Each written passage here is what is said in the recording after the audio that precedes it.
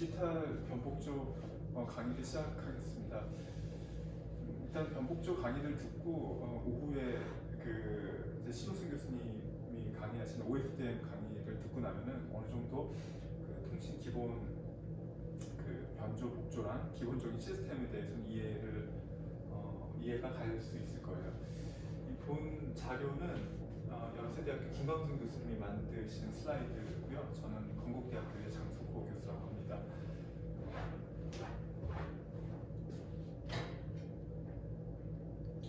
일단 슬라이드가 그 양이 좀 방대해요. 전부 107페이지짜리인데 여기 보면 수식도 많고 또 보면은 그 페이지 수가 너무 많다 보니까는 또 중요하지 않은 내용도 섞여 있어서 그래서 그 중요하지 않은 것들은 그냥 넘어가면서 좀 핵심적인 개념 위주로 이렇게 설명을 하도록 할게요. 먼저 여기서도 뭐 뻔한 얘기죠. 커뮤니케이션즈라는 거는 이제 인포메이션을 교환하는 거죠. 그래서 뭐 이런 얘기예요. 뭐 예전에는 뭐 이런 식으로도 통신을 했었는데 뭐 봉화 같은 거로도 이런 식으로 그 시그널을 주고받으면서 이 경우는 이제 시그널이라고 하는 게 연기가 되는 거죠.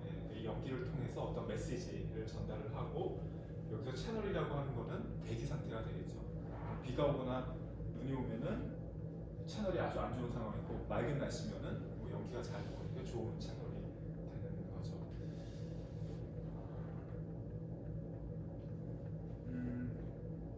우리가 이를테면은 이제 말하고 뭐 친구랑 전화 통화를 한다라고 하면 예전에는 아날로그 통신 방식을 사용을 했었잖아요. 그래서 사람이 말하는 거를 디지털로 변환하지 않고 아날로그 신호 자체로 여기다가 이제 캐리어라고 하는 신호에 실어서 전송을 했는데 디지털로 되면서는 그러니까 사람이 말하는 신호 자체, 그러니까 사람의 보이스는 이제 아날로그 신호이지만 그 아날로그 신호를 디지털로 이제 컨버트를 해서 디지털 그러니까 시그널로 바꾼 상태에서 뭐 소스 코딩이나 채널 코딩, 모듈레이션을 하고 그것을 실제로 물리적인 웨이브 폼으로 전환을 해서 그러니까 우리가 채널 상태는 우리가 살고 있는 이 세상은 이제 아날로그 세상이니까 그러니까 채널 자체는 아날로그이기 때문에 아날로그 신호로 다시 변환을 해서 전달을 하고 수신단에서는 성신단에서 했었던 거랑 똑같은 과정을 이제 역으로 해서 최종적으로는 그 사람의 귀로 송신자가 얘기했었던 이 보이스 신호를 들을 수가 있는 거죠. 뭐 디지털 커뮤니케이션즈의 뭐 얼리 커뮤니케이션 시스템이라고 하면 몰스부호는 다 알고 있잖아요. 그러니까 이런 식으로 기호를 약속을 해서 A는 뭐 이런 기호를 쓰고 B는 이런 식으로 기호를 해서 이런 게 디지털 커뮤니케이션즈의 뭐 시초라고 얘기할 수 있죠. 사실 이 시그널 자체는 아무 의미도 없는 건데 우리가 이런 식으로 약속을 해놓은 거죠. 각각의 알파벳을 어떤 신호를 보내면 그 알파벳에 해당한다 이렇게 약속을 하는 거죠. 그다음에 나이퀴스트는 이제 통신과 신호 처리에 있어서 그 여러 가지 그 업적을 세웠는데요. 그 중에서 우리가 특히 이제 중요한 게 그 데이터 트랜스미션 할 때 나이퀴스트 크라이테리언이라는 얘기를 아마 들어봤었을 거예요. 우리가 그 신호를 전송을 할 때 엘리어싱이 발생하지 않으려면은 그 신호의 최대 주파수의 그 2배 이상의 주파수로 샘플링을 해야 된다. 있을 거예요. 그리고 더멀 노이즈의 이제 모델링도 했는데 더멀 노이즈는 이런 거죠. 이게 노이즈의 파워예요. 파워고 그러니까 dBm이라는 거는 전력 단위거든요. dBm이라는 거는 그러니까 지금 사실 이 강좌는 이제 학부를 마치고 그 대학원에 진학하는 그 수강하는 분의 수준에 맞춰서 이제 설계가 된 거라서 아마 회사 다니시는 분들은 잘 알겠지만은 지금 이제 학부를 막 졸업한 분들은 dBm이라는 단어가 생소할 거예요. dBm이라는 거는 이제 파워, 전력의 단위인데 0dBm이 1mW 이렇게 정도가 돼요. 그러면 3dBm은 몇 와트에 해당이 될까요? 우리가 데시벨 단위는 0dB랑 3dB랑은 몇 배가 차이 나는 거죠? 그리고 SNR 뭐 얘기하는데, 예, 그러니까 SNR이 0dB인 거랑 3dB인 거랑 3dB 차이잖아요. 그러면 몇 배죠 SNR이? 차이가 나죠? 네, 2배 차이잖아요, 그죠? 3dB가 더 높다는 건 이제 2배 차이 나는 거거든요. 이거 2mW 이렇게 되겠죠, 그죠? 6dBm은 얼마예요? 2배니까 이제 4mW죠. 그럼 10dBm은 몇 mW일까요?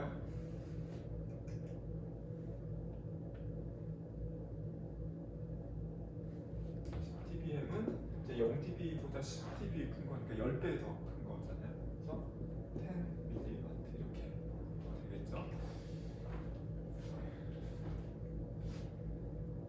더멀 노이즈 같은 경우는 이제 300K, 그러니까 300K니까는 그 섭씨로 하면 27도 정도, 예, 그냥 우리 이제 상온하고 비슷한 온도인데 그 온도에서 노이즈의 파워는 이런 식으로 모델링이 돼요.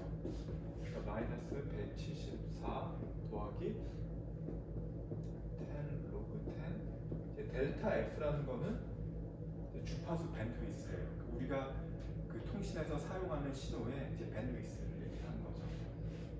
그러니까 뭐 가령 LTE 같은 뭐 통신을 쓴다라고 할 때 우리가 쓰는 밴드가 이렇게 나눠져 있잖아요.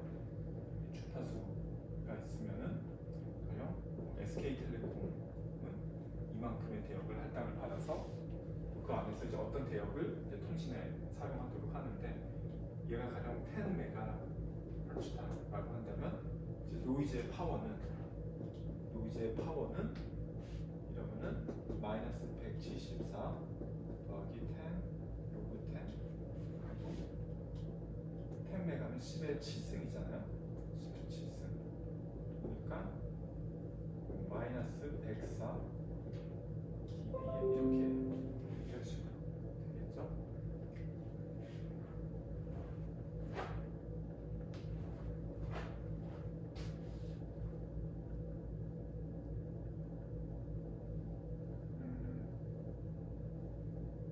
그다음에 나이키스트 그 ISI 프리 컨디션이라는 거, 이것도 이제 디지털 통신의 아주 핵심적인 그런 내용 중에 하나인데 이거를 뭐 아는 분들도 있고 모르는 분들도 있고 해서 그냥 간단하게 설명을 하도록 할게요.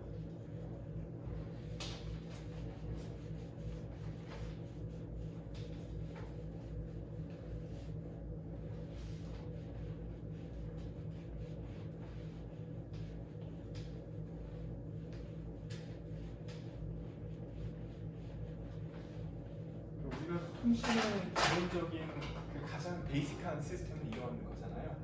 이제 비트 스트림이 있어요. 비트 스트림.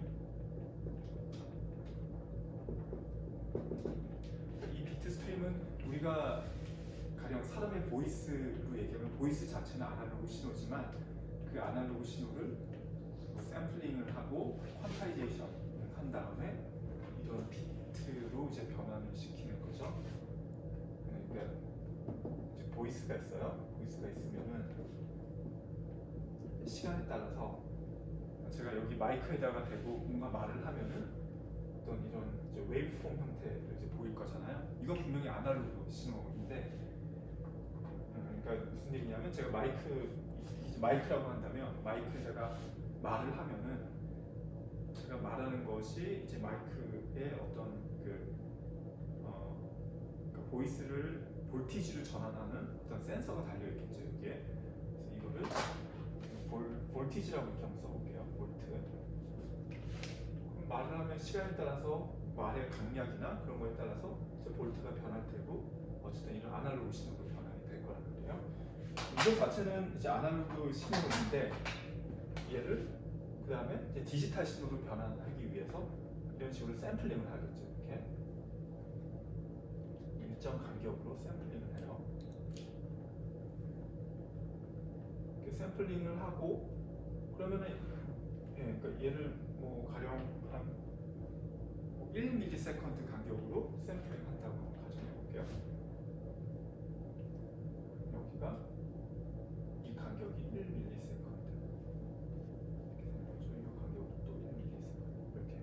등간격으로 샘플이네요.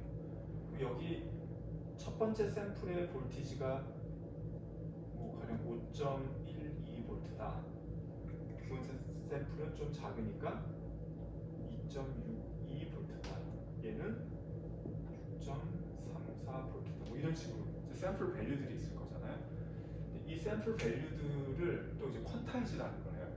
퀀타이즈를 왜냐면 지금은 제가 소수 둘째 자리까지만 표현을 했지만 사실은 이거는 엄밀히 말하면 이제 컨티뉴어스한 밸류잖아요. 여기서 제가 5.1이라고 했지만 좀 더 정확하게 얘기하면 뭐 5.123456 뭐 어쩌고저쩌고 뭐 그런 값인데 이 값들은 이제 레졸루션이 무한대인 값이잖아요. 연속적인 값이기 때문에 이것을 이제 퀀타이즈를 한단 말이에요. 퀀타이즈를 이를테면 0.5V 간격으로 퀀타이즈를 한다라고 생각을 한다면은 얘는 첫 번째 샘플은 5.0V가 될 거고요. 두 번째는 2.5V가 되겠죠. 세 번째는 또 6.0V가 되고 이런 식으로 퀀타이즈를 한단 말이에요. 그러면은 우리가 이렇게 생각해 볼게요. 최대 그냥 0에서 10V, 그러니까 10.0V까지. 0.0에서 10.0V까지를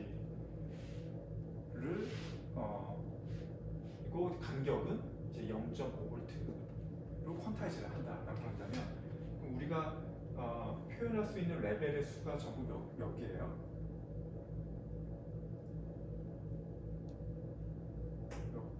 만약에 1V 간격으로 했다라고 하면 몇 개죠?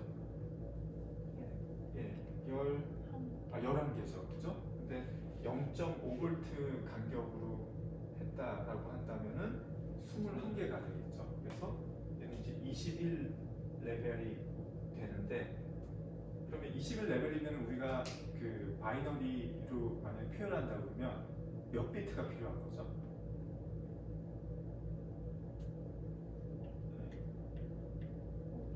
네, 5빗. 5빗이 필요하죠. 네, 그래서 5빗으로 결국은 이제 표현이 되는 거예요. 그래서 첫 번째 샘플 같은 경우는 얘는 뭐 제가 대충 써볼게요. 뭐 0, 1, 1, 0, 뭐 이런 식으로 바뀔 거고 두 번째 샘플은 0, 0, 1, 1, 0 뭐 이런 식으로. 그래서 이게 어쨌든 아날로그 신호를 이제 바이너리, 빅 스트림으로 이제 변환이 되는 거죠. 그러니까 사람의 보이스라던가 뭐 음악이라던가 우리가 뭐 피아노 연주를 한다던가 이런 아날로그 신호들도 이런 그 샘플링 앤드 퀀타이제이션을 통해서 이제 디지털 신호로 전환이 되고 또 그게 아니라 뭐 가령 뭐 이메일을 보낸다, 뭐 카톡에서 어떤 텍스트를 뭐 보낸다라고 한다면 그 텍스트 자체는 아까 봤듯이 그 알파벳마다 또 해당하는 아스키 코드 같은 거에 의해서 해당되는 또 비트들이 정해져 있거든요. 그래서 이렇게 비트 스트림으로 이제 전환이 되는 거죠.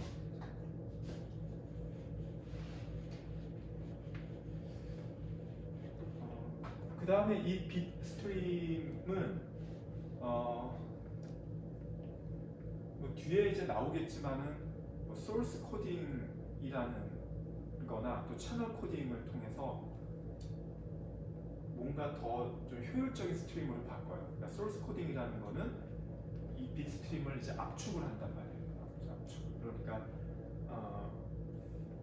좀 쓸데없는 그런 리던던트한 정보들을 다 빼버려서 더 콘사이스한 형태로 이렇게 만들고요. 그다음에 채널 코딩이라는 거는 콘사이스하게 만드는 게 아니라 오히려 패리티라는 빗을 붙여서 얘가 설사 채널을 통해서 이 시그널을 보낼 때 이제 노이즈나 에러가 개입이 되더라도 이제 에러가 나지 않도록 그 에러를 복구할 수 있도록 그런 더 부피를 더 키우는 거예요. 그러니까 그러니까 소스 코딩이라는 거는 이를테면 우리가 이제 이사를 가기 전에 좀 필요 없는 짐을 이렇게 버리는 거. 가령 뭐 책이 한 3권이 있는데 3권 다 가져가려면 부피가 큰데 알고 보니까 3번째 책은 첫 번째랑 2번째 책에 있는 내용하고 또 비슷한 내용의 뭐 그런 책이에요. 그러면 3번째 책은 그냥 버려도 큰 상관없잖아요. 그런 건 버리고 그게 이제 소스 코딩에 해당이 되고 그 다음에 채널 코딩은 뭐 그릇, 그러니까 접시 같은 거를 이사를 옮기는데 얘가 중간에 가다가 차가 흔들려서 깨질 수도 있으니까 거기다가 뭐 스티로폼이나 그냥 비닐 같은 걸 해서 더 물론 이제 부피는 더 커지지만 에러로부터 보호를 해주는 게 채널 코딩이죠. 그래서 소스 코딩, 채널 코딩을 다 거쳐서 그 다음에는 이제 모듈레이션이라고 하는 그 실제적으로 심볼이라는 거에 매핑이 되거든요. 여기에다가 일단은 소스 코딩이나 채널 코딩을 생략을 하고 모듈레이션, 그러니까 변조에 해당하는 거를 얘기를 할게요. 이 비스트림이 이제 모듈레이션을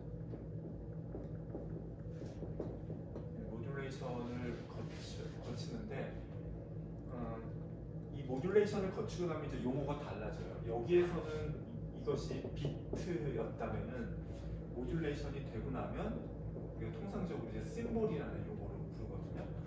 근데 모듈레이션도 종류가 되게 다양해요. 여기 슬라이드 뒤에도 나오지만은 뭐 QAM이라는 것도 있고 뭐 PSK라는 것도 있고 PAM이라는 것도 되게 다양하지만은 우리가 현재 시스템에서 뭐 LTE가 됐건 뭐 5G가 됐건 간에 통상적으로 쓰는 모듈레이션은 이제 QAM이라는 걸 써요. QAM. 그리고 그냥 가장 간단한 예로 4QAM 하고 16QAM 요 두 개만 살펴보도록 할게요.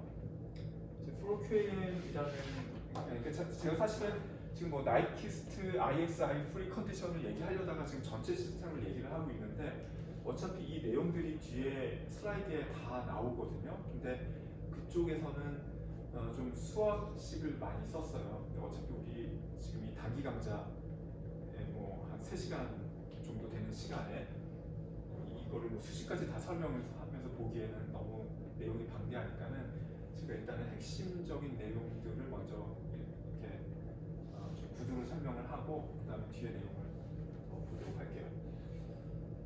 4QAM이라는 거는 이제 심볼이 4개의 심볼이 이렇게 있어요. 여기서 X축하고 Y축이 도대체 뭐냐 이거는 조금 이따가 설명을 할 건데 어쨌든 이 X축을 우리는 인페이즈라고 이렇게 불러요.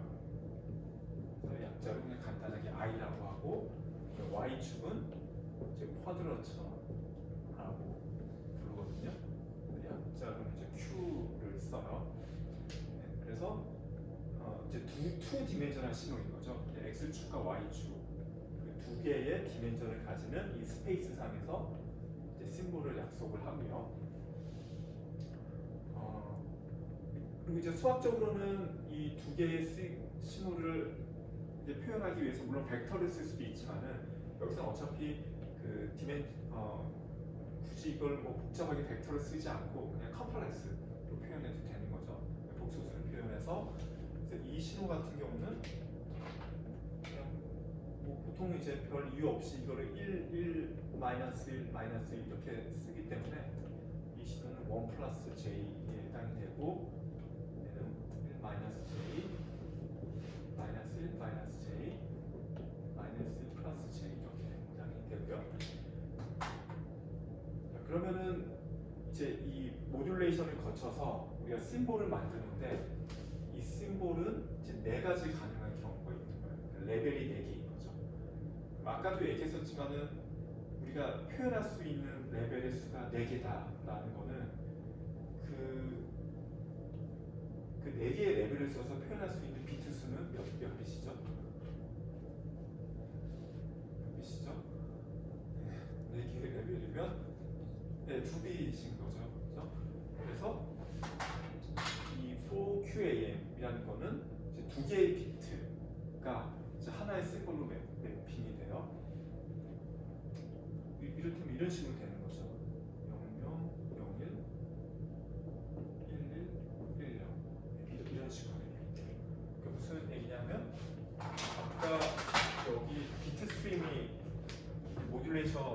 되는데 이때 이 1, 1에 해당하는 거는 마이너스 1, 마이너스 J가 되고요. 이렇게 되고 그다음에 두 번째 0, 1 이 비트는 얘는 마이너스 1 플러스 J에 해당이 되고 이런 식으로 연습을 해요.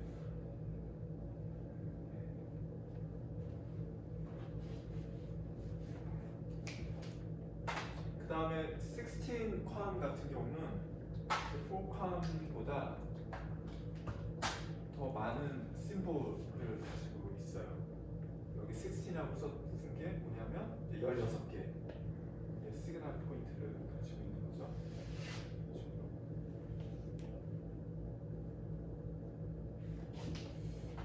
얘도 백소수로 표현하면 이렇게 해야 되죠. 마이너스 1 플러스 여기는 이제 1, 3 이렇게 쓰거든요.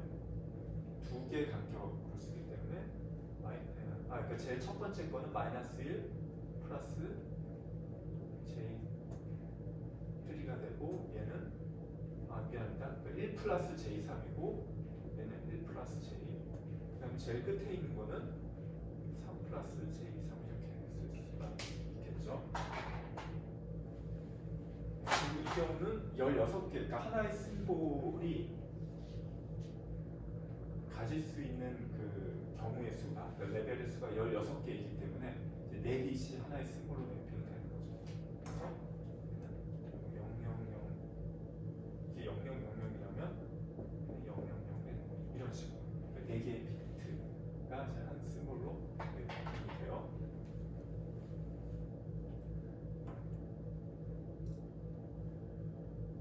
그래서 어쨌든 이제 심볼의 개념에 대해서 살펴봤고요. 그러면 만약에 비트 수가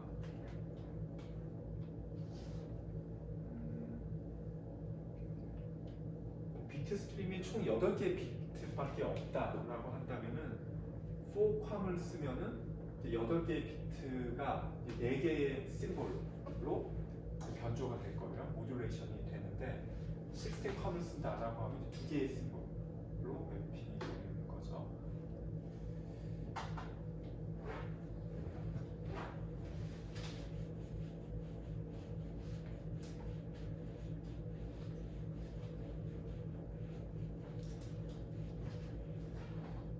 그 다음에 이제 심볼로 매핑이 된 다음에 일단은 16컴보다는 4컴. 그러니까 4컴은 이제 QPSK라고도 부르거든요. 다른 말로 QPSK. PSK는 슬라이드 뒤쪽에 나오니까 그때 가서 설명할 건데 일단은 두 개가 같은 용어로 쓰인다 이렇게 알아두면 될 것 같아요. 그러면 일단 4컴, 그러니까 QPSK 신호만 고려를 해서 좀 더 설명을 해볼게요. 이렇게 심볼로 전환이 이제 됐어요. 돼서 그러면 그 심볼은 아까 얘기했듯이 이제 2디멘셔널한 시그널이잖아요. 인페이지랑 쿼드런츠가 있어요. I가 있고 Q가 있어요. 그럼 I, Q 각각에서 보면은 얘는 이제 이런 바이너리 시그널처럼 될 거예요. 그러니까 여기서 아까 마이너스 1, 마이너스 J니까 여기가 마이너스 1, Q도 마이너스 1이었어요. 그리고 두 번째는 마이너스 1 플러스 J니까 마이너스 1, 이번에는 플러스 이렇게 될 거고요. 그 다음에 세 번째 신호는 제가 쓰지는 않았는데 세 번째는 0, 0이니까 0, 0이면 1 플러스 J가 되죠.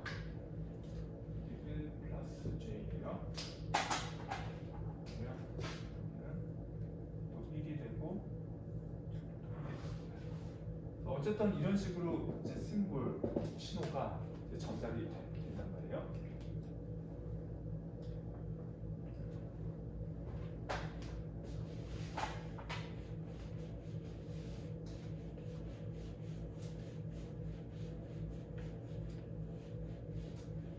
그래서 그 비트가 이런 식으로 이제 심볼로 매핑이 되고요. 그 다음에 들어간 필요한 그 블럭이 그러니까 펄스 쉐이핑 필터라는 게 있어요.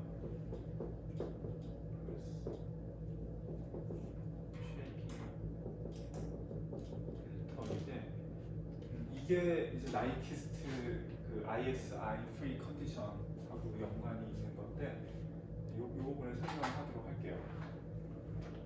일단은 뭐 I하고 Q가 두 개가 있는데 그냥 I 쪽만 가지고 설명을 하도록 할게요. 그러면 여기서 어쨌든 이런 디지털 신호가 만들어졌어요. 이런 신호들이 이렇게 있는데 이 신호를 어쨌든 그 실제 우리가 이 와이어리스 채널로 보내기 위해서는 이 신호가 아날로그 신호로 바뀌어야 되잖아요. 그러니까 아직까지도 이제 디지털 신호란 말이에요. 그럼 뭔가 에너지를 가지고 있는 어떤 웨이브 폼으로 아날로그 웨이브 폼으로 전환이 돼야 되는데 얘를 좀 이런 거 한번 생각을 해볼게요.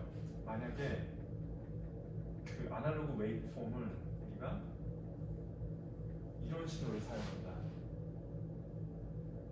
이 사각형의 어떤 펄스를 사용한다. 얘는 여기 x축, 이 축은 이제 타임이고요. 이건 시간이에요.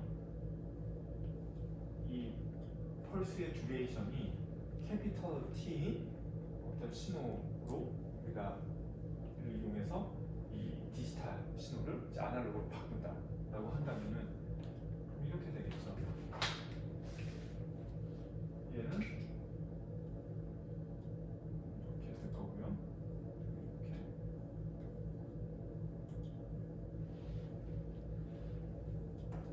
이런 웨이브 폼이 실제로 전달이 될 거라고요. 우리가 살고 있는 이 환경, 자연 환경은 이제 아날로그 세상이니까 디지털 신호를 바로 보낼 수는 없고 어쨌든 에너지를 갖고 있는 또 웨이브 폼으로 전환을 해야 되는데 그때 그냥 가장 직관적으로 생각할 수 있는 이런 네모난 펄스에 실어서 이 정보를 전달을 한다라고 한다면은 그럼 이런 식으로 뭐 전달이 되겠죠. 그러면 수신단에서는 이제 어떻게 할 거냐 하면 그냥 이런 웨이브 폼을 보고 아 얘는 그냥 마이너스 1이구나 그리고 얘는 뭐 플러스 1이구나 그렇게 그냥 판단하면 될 거잖아요. 그래서 이렇게 하면 뭐 별 문제는 없어요. 별 문제는 없는데 근데 이 경우에 이제 문제가 되는 거는 뭐냐면은 이런 아날로그 웨이브 폼이 이제 프리에 트랜스폼 그러니까 프리에 트랜스폼을 해서 주파수 대역에서 관찰을 하면 어떤 모양이 되냐면은 여기서는 이 축이 타임인데 여기서 이제 주파수예요. 그러면 얘가 어떤 모양이 될까요? 그러니까 타임 도메인에서 이런 네모난 펄스가 주파수 도메인에서 어떤 모양이 되죠? 네, 이런 그 싱크 펑션 모양을 갖게 되잖아요. 그래서 이런 그러니까 사인 웨이브랑 비슷한데 근데 대신에 이 가장자리, 그러니까 테일 쪽으로 갈수록 크기가 작아지는 이런 좀 이상한 모양이에요. 그러니까 이런 거 우리가 싱크 펑션이라고 부르거든요. 싱크 함수. 그래서 제가 그러니까 강조하려고 하는 게 포인트가 뭐냐면은 타임 도메인에서 이런 그 길이가 딱 한정적인 이런 펄스는 보기에는 되게 심플한데 주파수 도메인이 되면은 이 펄스의 폭이 그냥 무한대가 돼버려요. 그러면은 아까 얘기했듯이 우리가 이 주파수 스펙트럼이라는 게 딱 한정이 돼 있어요. 이를테면 SK텔레콤한테는 당신의 회사는 뭐 가령 2.0GHz부터 여기까지 한 100MHz만 쓰세요라고 하고 그다음에 KT한테는 그 다음에 또 뭐 이쪽에 한 80MHz만 쓰세요 이렇게 딱 정해져 있거든요. 이게 왜냐하면 우리가 최종적으로 이 신호를 이제 전파에 실어서 보내잖아요. 근데 전파라는 거는 사방으로 다 흩어지기 때문에 우리가 같은 주파수 대역을 사용을 하다 보면 이제 간섭이라는 걸 받게 돼요. 그래서 어쩔 수 없이 그 주파수를 이렇게 쪼개서 써야 되는데, 그러다 보니까는 이 주파수, 물론 이제 나중에 이제 그런 내용도 나오겠지만, 프리퀀시 리유즈라고 해서 똑같은 주파수를 또, 그러니까 여기를 뭐 SKT에서 가령 이쪽을 뭐 A라는 어떤 용도를 쓰고 있는데, 이 똑같은 주파수 대역을 좀 멀리 떨어진 데서는 또 써도 돼요. 왜냐면 어차피 멀리까지는 전파가 뻗어나가지 않으니까. 가령 뭐 예를 들어서 한 1000m 떨어진 데서는 또 써도 돼요. 그렇지만은 어쨌든 가까운 데서는 이 똑같은 주파수를 사용하게 되면 전파라는 게 어쨌든 사방으로 다 퍼지는 거기 때문에 간섭을 받아서 있을 수가 없단 말이에요. 그래서 주파수라는 게 굉장히 한정적이고 중요한 자원이에요. 그래서 뭐 SK텔레콤이나 KT가 이만한 주파수를 쓰기 위해서는 이제 돈을 뭐 한 몇천억을 내는 거죠. 국가에서 경매를 통해서 이 대역을 쓸 수 있는 그 라이센스를 부여를 받는 건데, 그래서 이걸 되게 이렇게 한정적으로 잘 써야 되는데, 타임 도메인에서 이런 펄스를 쓰면 주파수 대역에서 물론 에너지가 작아진다고는 하지만 어쨌든 무한대로 뻗어나가거든요. 그리고 뭐 신호 시스템을 뭐 디지털 시그널 프로세싱을 이제 수업 들었었던 사람들은 잘 알겠지만은, 타임 도메인 꼭 비단 이런 뭐 렉탱글한 펄스뿐만이 아니라 어떤 신호건 간에 한쪽 도메인에서 파이나이트 하면, 그러니까 이쪽 도메인에서 파이나이트 하면 다른 도메인에서는 인피니트 하단 말이에요. 이 길이가. 그래서 결국은 반대도 마찬가지예요. 이쪽 주파수 도메인에서 어떤 파이나이트한 신호를 쓰고 싶다면은 얘는 필연적으로 타임 도메인에서는 길이가 인피니트가 될 수밖에 없어요. 그러면은 이게 좀 골치가 아픈 상황인 거죠. 주파수, 아까 얘기했듯이 주파수라는 자원은 되게 한정적이고 어떤 뭐 사업자나 시스템에서 쓸 수 있는 것들이 딱 배정이 돼 있어요. 근데 이게 옆으로 막 무한대로 퍼져나가면 안 되는 거잖아요. 그래서 주파수 도메인에서 그냥 파이나이트한 거를 쓰고 싶단 말이에요. 써야 된단 말이에요. 이 파이나이트한 거를 쓰려다 보니까 타임 도메인에서는 이게 옆으로 막 퍼져나가요. 그러니까 퍼져나갈 수밖에 없는 그런 웨이브폼을 써야 돼요. 그러면 이게 어떤 문제가 생기는지를 보도록 할게요.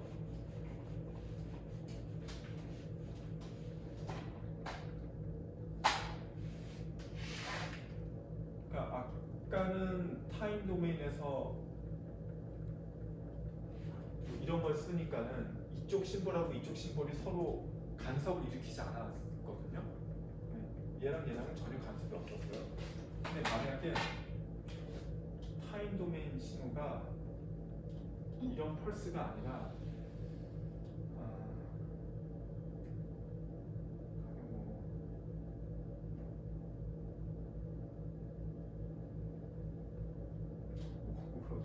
이런 펄스를 만약에 쓴다고 해볼게요. 타임 도메인에서 이런 게 아니라 이런 거예요. 무한대로 뻗어나가는 거예요. 그러면 여기는 이렇게 되겠죠. 그다음에 여기는 또 이렇게 되고 이쪽도 이렇게 된다. 그러니까 이렇게 되다 보니까 원래 이쪽의 신호는 이거에 영향을 받지 말아야 되잖아요. 서로. 내가 여기 플러스 1이라는 걸 보냈는데 옆에 게 마이너스 1이라고 해서 얘가 영향을 받으면 안 되는데, 지금은 보면 마이너스 1인 거에 의해서 이 신호가 좀 깎이잖아요. 그죠? 그러니까 원래는 이런 거였는데 옆에 반대 신호가 이렇게 들어오다 보니까 이쪽이 모양이 뭔가 변질이 되는 거죠. 그래서 이런 게 아까 얘기했던 이제 간섭, 영어로 이제 인터페어런스에 해당이 되거든요.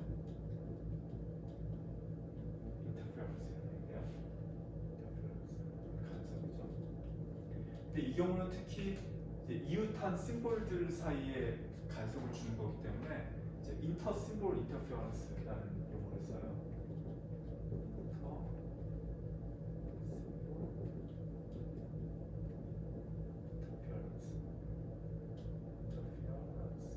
그래서 약자로는 ISI라고 하거든요. 인터 심볼 인터페어런스 약을 잘 따서.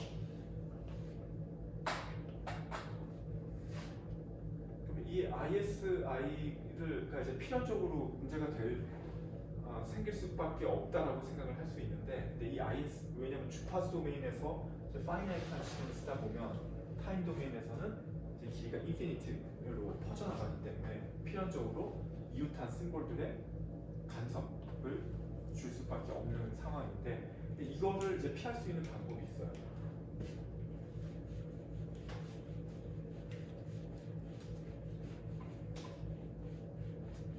어떤 방법을 쓰면 되냐면, 그 주파수 도메인에서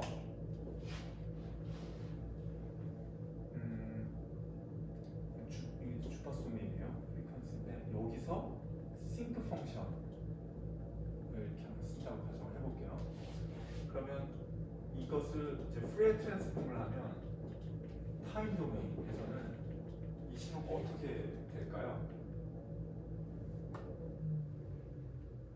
아까 왜 타임 도메인에서 이런 렉탱글한 펄스가 주파수 도메인에서 싱크 펑션이 된다고 했잖아요. 반대로 주파수 도메인에서 미안합니다. 주파수 도메인에서 이런 싱크가 아니고 주파수 도메인에서 이런 걸 딱 쓸게요. 이렇게 이러면 전혀 문제가 없잖아요. 이를테면 이 폭을 뭐 10MHz다라고 한다면 아까 그 주파수 스펙트럼이 다 이렇게 쪼개서 그 이상을 쓰면 안 되고 그 정해진 영역 안에서만 써야 되는데, 내가 단위 10MHz를 쓸 수 있는 라이선스를 부여받았다라고 하면 딱 이만큼만 쓰면 돼요. 이건 전혀 문제가 없죠. 근데 이게 그러니까 프리에 트랜스폼을 통해서 타임 도메인이 되면은 어떤 신호가 될까요? 그러니까 싱크 펑션이 되죠. 그러니까 이런 거를 우리가 이제 듀얼리티라고 부르잖아요. 듀얼리티. 듀얼리티라는 건 뭐냐면 타임 도메인과 프리퀀시 도메인이 있을 때 타임 도메인에서 A라는 성질이 프리퀀시 도메인에서 B라는 걸로 이제 트랜스폼이 된다면, 거꾸로 프리퀀시 도메인에서 A인 거는 이쪽에 B에 해당이 되거든요. 이게 듀얼리티라고 불러요. 그 타임 도메인에서는 얘가 싱크 펑션이 되었어요.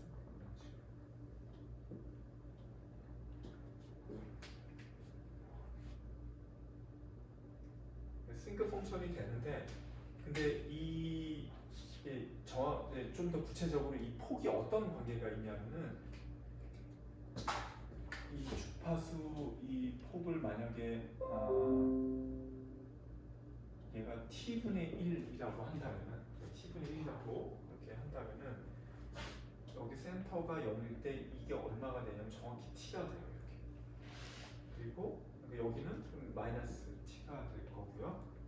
여기는 2 곱하기 t, 그다음에 여기는 3 곱하기 t, 이런 식으로 돼요. 정확하게 이렇게 돼요. 그러니까 이거는 그 시노미 시스템 그 오펜하임 책 같은데 보면은 이제 다 나와 있죠.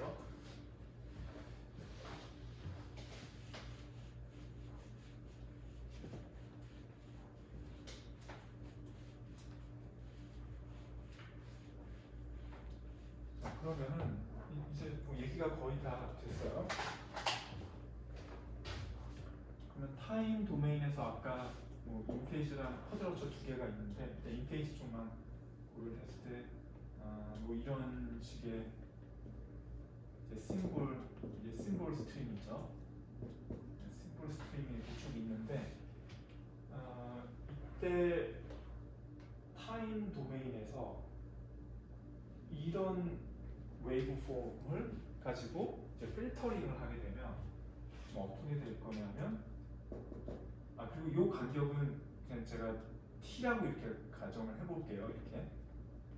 그러니까 이 심볼이 전송되는 그 피어리어드는 캐피털 T라고 가정을 해볼게요. 그러니까 여기서 이제 T를 우리가 뭐라고 부르냐면, T가 심볼 피어리어드예요. 그러니까 심볼이 전송되는 주기. 혹은 이거 뭐 피어리어드 대신에 뭐 듀레이션이라는 말이 있어요. 심볼 듀레이션. 그러면은 이런 펄스를 씌우게 되면은, 여기 한번 보세요. 지금 이쪽 펄스 한번 먼저 볼게요. 그러니까 얘는 얘에다가 저 펄스가 씌워지면 어떻게 되냐면 이렇게 될 거예요. 이런 식으로 되겠죠. 근데 여기서 되게 절묘하죠. 왜냐하면 이 싱크 펑션이 정확히 t 간격으로 제로를 크로스하잖아요. 그러니까 사실은 이 순간에 이 샘플이 옆에 있는 이웃 샘플들의 영향을 줄 것 같잖아요. 당연히 줄 것 같은데 절묘하게 이 지점에서 0을 다 통과할 거예요. 이렇게 0. 그래서 결과적으로는 얘가 영향을 안 줘요. 그러니까 우리가 만약에 이 t 간격으로 정확하게 그러니까 수신단에서 이 아날로그 그러니까 이 전송되는 것 자체는 이제 아날로그 신호예요. 그러니까 필터링을 하겠다면은 그러니까 여기다 또 하면 이제 이런 식으로 되겠죠, 그렇죠?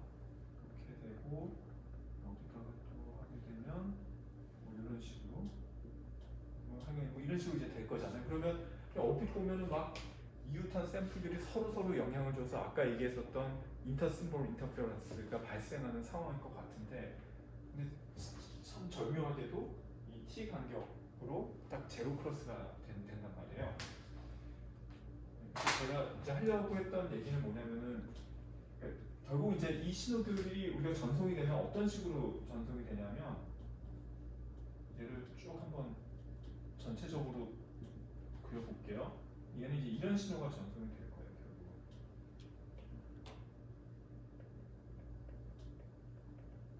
결국 하여간 뭐 이런 식으로 그러니까 이게 다 중첩이 되고 나면 이런 신호가 되겠죠, 그렇죠? 그러니까 중첩되는 게 뭐냐면 가령 이 포인트에서는 이거 세 개를 다 더하면 요 정도가 될 거고, 또 여기서는 이거 더하면 요 정도가 될 거고, 이게 다 이제 더해진단 말이에요. 이게 다 더. 그러니까 아까는 뭐 더하고 말고가 없었잖아요. 이번에는 더하고 말고가 없는데 지금은 이게 다 중첩이 돼서 그러니까 여기도 보면은 요거 이렇게 세 개가 더해지면 이제 뭐 이렇게 될 거거든요. 그래서 이제 이런 신호가 그러니까 모양이 뭔가 좀 둥글둥글하잖아요, 그죠? 아까는 딱딱 각이 졌는데 지금은 뭔가 둥글둥글한 애가 이제 전달돼요. 그럼 이것만 보고 있으면은 이 샘플들이 서로 막 인터페런스를 일으킨 거 아니냐라고 생각할 수 있지만은 이제 수신단에서 그러니까 이제 송신단에서 이런 신호를 이제 보내요. 수신단에서는 이제 정확하게 이 간격대로 샘플링만 해버린다면 그러면은 사실은 여기는 지금 보면 이제 신호가 막 3개가 중첩이 돼 있는 것 같지만 이 2개는 사실 여기서 0이거든요. 빵이니까 결국 이거 하나만 있는 거예요. 그러니까 원래 신호 플러스 1이야? 플러스 1. 딱 알아차는 거죠. 여기서도 3개가 중첩이 됐지만 실질적으로 0이 아닌 건 이거 하나이기 때문에 얘는 마이너스 1이야. 마이너스 이렇게 하실 수 있는 거거든요. 그래서 이 싱크 펑션이 결과적으로는 이 제로 크로스가 되는 저런 성질이 있기 때문에 이제 ISI를 일으키지 않는다라는 거죠. 그래서 아까 여기서 얘기했었던 그러니까 우리가 이제 비트가 모듈레이션을 거쳐서 심볼로 바뀐 다음에 제가 여기에 아까 PSF라고 쓴 게 있었거든요. 펄스 쉐이핑 필터, 그죠? 그러니까 펄스 쉐이핑 필터를 반드시 씌워야 되는데 이렇게 하더라도 펄스 쉐이핑 필터를 하더라도 문제가 되지 않는다. 왜냐하면 그러니까 펄스 쉐이핑 필터의 목적은 어쨌든 이 주파수 도메인에서 파이나이트 하면서 타임 도메인에서 가능하면 인터심볼 인터페런스를 일으키지 않도록 그러니까 뭔가 쉐이핑을 해주는 거거든요. 그러니까 우리가 이제 PSF라는 말 많이 들어봤을 거예요. 특히 회사에 계시는 분들 많이 뭐 맨날 쓰시는 용어일 텐데 이 쉐이핑이라는 이 용어가 이제 왜 쓰이냐면 뭔가 이렇게 쉐이핑을 좀 해준 거잖아요. 이렇게 둥글둥글하게. 그래서 쉐이핑이라는 용어를 쓴 거고요. 필터는 뭐 기본적으로 이게 컨볼루션 현상. 필터링인 거죠. 그러니까 필터링하고 컨볼루션은 그냥 같은 말이에요. 필터랑 컨볼루션. 그러니까 물론 뭐 필터에 대해서 학부 때도 배우긴 했지만 또 안 배운 요새는 뭐 필터까지 진도를 안 하는 경우도 있어서 컨볼루션을 이제 다 배웠을 테니까 컨볼루션하고 필터는 같은 거죠. 결국 이제 컨볼루션 영상을 하는 거죠. 그래서 펄스를 이제 쉐이핑하는 이 PSF. 그래서 PSF도 이제 이런 걸 쓴단 말이에요. 이걸 쓰는데 근데 이제 제가 여기 결국은 주파수 도메인에서 파이나이트 하면서도 타임 도메인에서 인터심볼 인터페런스 일으키지 않는 그런 펄스 쉐이핑 필터를 소개를 한 거잖아요. 소개를 했고 그 걔가 바로 뭐냐면 그냥 싱크 펑션이다라고 얘기를 했어요. 근데 사실 이 싱크 펑션의 이제 단점은 뭐냐면은 여기 보시면 알겠지만 이 지점에서는 정확하게 딱 0이 되는데 근데 만약에 근데 이거는 이 타이밍을 우리가 정확하게만 딱 잡아낸다면 분명히 간섭이 없어요. 그런데 만약 근데 우리가 뭐 사실 퍼펙트하게 이 타이밍을 찾아낸다는 것도 사실 또 어려운 얘기잖아요. 그래서 타이밍이 만약에 약간 어긋나서 그러니까 정확하게 원래는 이쪽 타이밍에서만 신호들을 읽어드려야 되는데 그게 아니라 만약에 조금 어긋났다 이렇게 모르고 이쪽 포인트에서 읽어드렸다라고 한다면 이때는 이제 그러니까 살짝 어긋난 거죠. 그러니까 요만큼 타이밍 이게 델타만큼 이제 타이밍 에러가 있어요. 그러면 이때 이 포인트에서 보면은 물론 여전히 원래 이 마이너스 1에 해당하는 신호가 크긴 커요. 마이너스 1의 그 영향이 가장 크긴 하지만 어쨌든 여기랑 여기 보면은 이 이웃 심볼로부터 온 이 간섭도 이제 무시할 수는 없잖아요. 분명히 0은 아니죠. 그래서 이 싱크 펑션은 물론 이제 당연히 그 좋기는 하지만 타이밍 에러가 만약 타이밍이 조금이라도 에러가 생겼을 때 인터심볼 인터페런스의 영향이 또 무시할 수가 없다. 가 이제 이 싱크 펑션의 단점이에요. 그래서 이 싱크 펑션을 이제 좀 보완하기 위해서 우리가 어떤 거를 쓰냐면은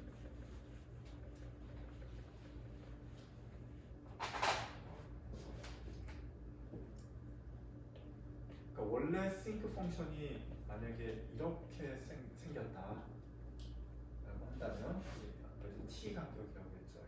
이렇게 t 간격인데 이것을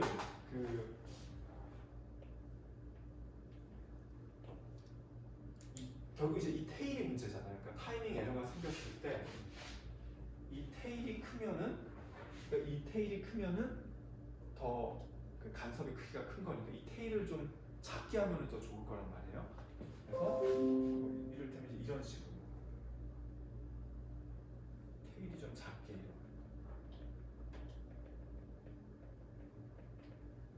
그러니까 파란색보다는 빨간색을 쓴다면은 확실히 이 타이밍 에러가 생겼을 때 여기서야 뭐 둘 다 0이니까 상관없지만 여기서는 이거보다는 이게 분명히 테일이 작으니까 이웃 심볼에도 영향을 덜 줄 거란 말이에요. 그래서 이 싱크 펑션 대신에 그러니까 이 파란색 대신에 이 빨간색을 쓰면 더 좋아요. 그러니까 타이밍 에러에 좀 더 로버스트해요. 근데 이것의 단점은 뭐냐면 이 빨간색은 파란색 신호는 아까 얘기했듯이 이게 t분의 1로 딱 이렇게 진짜 폭이 정확히 t분의 1인데 이 빨간색을 쓰게 되면 이를테면 얘가 이런 모양이 돼요.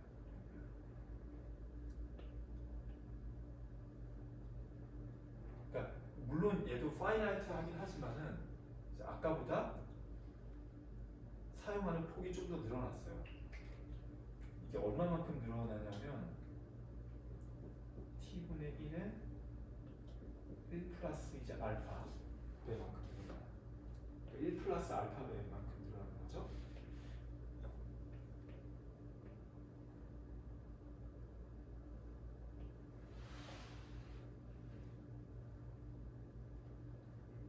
그래서 이 알파를 우리가 뭐라고 부르냐면 이제 롤 오프 팩터라고 불러요. 그래서 이 알파가 커질수록 이 대역포를 우리가 밴드위스라고 부르잖아요. 밴드위스 BW라고 부르는데 그러니까 알파가 커질수록 밴드위스는 커져요. 그러니까 원래는 우리가 정확히 10MHz만 써야 되는데 이제 롤 팩터가 들어가게 되면 10메가보다 좀 더 쓰게 되는 거죠. 그러니까 통상적으로 알파를 우리가 어떤 값을 많이 쓰냐면 한 0.2 정도로 많이 써요. 그러니까 실제로 커머셜 커뮤니케이션 시스템 보면 0.1 쓰. 0.1 쓴다는 얘기는 원래 10MHz에 1.2배를 더 쓰게 되는 거죠. 그러니까 12MHz를 쓰게 되는 거죠. 그래서 이 롤 팩터가 커질수록 밴드위스가 더 커지고 대신에 좋은 점은 뭐냐면 테일의 크기가 이제 감소를 하게 되거든요. 이렇게 감소를 하게 돼요.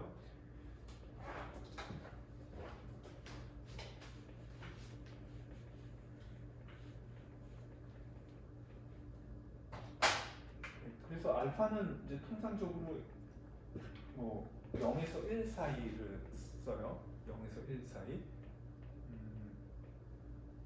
그러니까 0일 때는 그러니까 알파가 0일 때는 진짜 그 처음에 얘기했듯이 프리퀀시 도메인에서 딱 이런 모양이 되는 거고요. 그 다음에 알파가 1일 때는 이제 센터가 있으면 센터는 이제 알파가 1이면은 여기가 점점 더 길어지고 여기가 점점 더 짧아져서 이런 모양이 된다. 그래서 여기는 아까 이게 뭐 10MHz다라고 얘기했잖아요. 알파가 1일 때는 얘가 2배가 돼버려요. 20MHz. 그리고 알파가 아까 얘기했던 뭐 티피컬하게 0.2도 많이 쓰는데 0.2일 때는 그냥 요 정도 되는 거죠. 이게 12MHz 이렇게.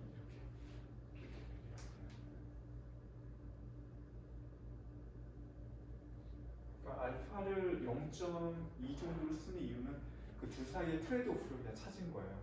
그러니까 알파를 0을 쓰면 주파수 대역은 제일 적게 쓰지만 10MHz만 쓰게 되지만 그러나 타이밍 에러가 생겼을 때 정확한 타이밍을 못 찾아냈을 때 이제 인터심볼 인터퍼런스가 발생을 해서 좋지 않은 거고 또 알파가 1일 때는 이제 테일 크기는 엄청 작아져서 타이밍 에러에는 로버스트하겠지만 대신에 주파수 대역은 원래 10메가 쓰면 되고 20메가를 써야 되니까 그 두 개는 이제 너무 극단적이고 그 중간에 어떤 절충점을 찾은 게 0.2인 거죠.